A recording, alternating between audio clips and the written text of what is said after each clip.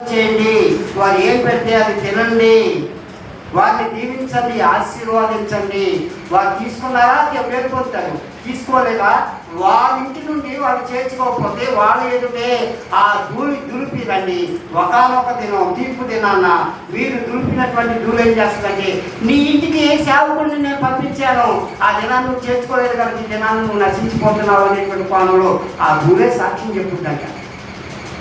కనుక గురు సాక్ష్యం చెప్పాలంటే మనం ఏం చేయాలి? మనం ఏం చేయాలి? ఎవరి పని ఆయన చేసుకోవాలో లేకపోతే దేవుడి పని ఏమైనా చేయాలా? అంటే మన మీద నిందాలోపన లేకోకుండా, మనుషులు నింద మోపుకోకుండా దూరే చెప్పుకుంట ఆ దినాన్ని తీర్పు తిన్నా తప్పకోకుండా దేవుని సేవకుడు దేవుడు పంపిస్తే వచ్చాడు, మీరు చేర్చుకోలేదు. మీ ఇంటి ముందే నన్ను దులిపేరిపోయాడు, ఇదిగో నేను సాక్ష్యం. ఆ రోజున ధూళి చెప్పుకుంటాడు, ఆ ధూళిని అక్కడ దులిపి మీరు వచ్చేయండి అని పొరపాటున్నాడు. కానీ వచ్చేసేటప్పుడు ఏమంటున్నాడంటే, దేవుని రాజ్యం మీకు సమీపంగా ఉంది కనుక మీరు దేవుణ్ణి నమ్ముకోండి లేకపోతే వేడుకోండి అని తెలియజేయమని దేవుని వాక్యం ఏం చేస్తుందని తెలియజేస్తుంది. అయితే ఈ ప్రక్రియలో దేవుడు చేసుకున్నటువంటి 70 మందిలో కోత విస్తారంగా ఉందని పంపించినట్లుగా మనకు కనపడుతుంది. మరి ప్రభువు చేసినటువంటి పనిలో ఉన్నటువంటి నీవు నేను మనము ఈ దినాలలో చూస్తే మనగా ఇక్కడ ఉన్నటువంటి మన సంఘంలో ఒక 30 మంది ఉండొచ్చు, లేక 50 మంది ఉండొచ్చు, 100 మంది ఉండొచ్చు. అయితే సేవకుడైనా ప్రతి వారం బోధించేది, నువ్వు లేక నేను ఏమైనా చేయగలుగుతున్నామా? మనం కూడా ఒక ప్రశ్న వేసుకోవాలి. దేవుడు సేవకులను పంపించి దరిద్రంగా పంపించి పనికి పంపించాడు. కోతకి ఇంకా చాలా మంది కావాలి. ఆ ఎదురెళ్ళి అనేకులను పోగు చేసి వారు మీరు కలిసి ఏం చేయాలంటున్నారు? కోత కొయ్యాలి అనేటువంటి రీతిగా దేవుని పని చెయ్యాలి అనేటువంటి కోణంలో దేవుని వాక్యం మాట్లాడుతుంది. అయితే మారు మనసు పొందినటువంటి మనం ఎంతకాలమైన మారు మనసు పొంది మరి దేవుని పనిలో ఎంతవరకు ఉంటున్నాం? నీకు ఇచ్చినటువంటి తలాంతులు దేవుని కొరకు ఎంత ఉపయోగిస్తున్నాం?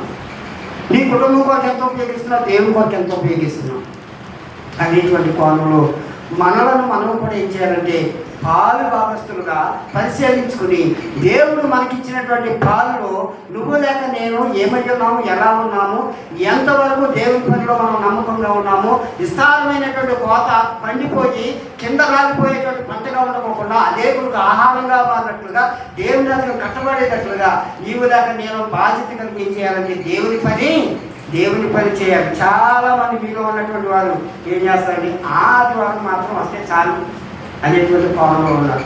ఏంటండి, దేవుడు మనల్ని ప్రేమించి ఆరోగ్యం ఇచ్చి, దేవుడు మనల్ని ప్రేమించి వనరులు ఇచ్చి, దేవుడు మనల్ని ప్రేమించి పిల్లలు ఇచ్చి, దేవుడు మనల్ని ప్రేమించి అనేకమైనటువంటి జీవనం ఇస్తే, దేవుడు ఇచ్చినటువంటి ప్రతిదాన్ని పొందుకుంటున్నటువంటి మనము దేవుని పనిలో నువ్వు లేక నేను ఎంత బాధ్యత కనుగొంటున్నాము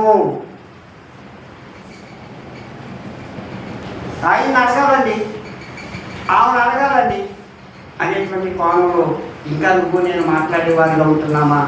లేక దేవుడు మన కొరకు చేసినటువంటి త్యాగాన్ని ముందు పెట్టుకుని, దేవుడు నన్ను జ్ఞాపకం చేసుకోకపోతే, దేవుడు నా కుటుంబాన్ని జ్ఞాపకం చేసుకోకపోతే ఈరోజు నేను ఎలా ఉండేదాన్ని, ఎలా ఉండేవాళ్ళం అనేటువంటి కోణంలో దేవునికి ప్రాధాన్యత ఇచ్చేవారుగా ఉన్నామా? ఇంకా మనకు కలిగినటువంటి వనరులు మాత్రమే ముందు పెట్టుకుని దేవుని పని అనేటువంటి కోతను కొయ్యలేని వారుగా, ఆయన పనిలో బాధ్యత కలిగి లేని వారు ఇంకా ఉండేవారుగా మనం ఉంటున్నామా అనేటువంటి రీతిగా మనలను మనం ఏం చేయాలంటే జాగ్రత్తగా పరిశీలన చేసుకున్నప్పుడు దేవుడు ఏ వేళం లేకోకుండా నీకు నాకు మనకి ఆయన పని చేయడానికి పిలుస్తున్నాడు.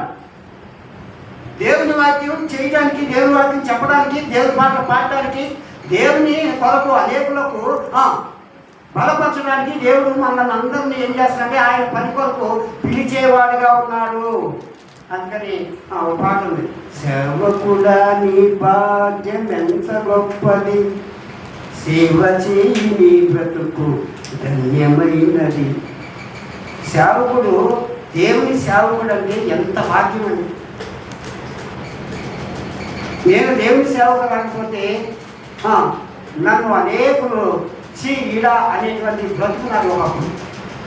కానీ దేవుడు నమ్ముకున్న తప్ప మరి ఎన్నడూ వెనక్కి తిరగకోకుండా నేను సాగిన ముందుకి అన్నట్లుగా 35 సంవత్సరాలు మార్మల్స్ పొంది మరి ఎన్నడూ వెనక్కి తిరగకోకుండా ప్రభు వారికి తిరిగిన దాన్ని బట్టి, ఈ దినం ప్రభు పనులు నమ్మకంగా ఉన్నదాన్ని బట్టి అనేకులు ఏం చేస్తున్నారంటే చేతులెత్తి వందనాలు వందనాలు చెప్తున్నారంటే అది చెప్పించుకోవడానికి మాత్రం తగిన వాడిని కాను. కానీ ఇది నన్ను దేవుడు ప్రేమించినటువంటి పనిలో నమ్మకంగా ఉన్నదాన్ని బట్టి, దేవుణ్ణి బట్టి మాత్రమే ఈ రీతిగా ఉండటానికి దేవుడు కృప చూపించాడు. ఇక్కడ ఉన్నటువంటి మన అందరం కూడా అదే పరిస్థితి. దేవుడు మనల్ని జ్ఞాపకం చేసుకున్నాడు కనుకే ఇలా ఉన్నామని తప్పుకోకుండా జ్ఞాపకం చేసుకుని దేవుని కొరకు బ్రతికి దేవుని పనులు పాల్గొవలసిందంటే దేవుని దీవెన ఆశీర్వాదం మనకి, మన పిల్లలకి అసలు దేవుడి కొద్ది మాటలు వినించి ఆశీర్వాదించును గాక. ఆమె ప్రార్థన చేసుకున్నాం. మమ్మల్ని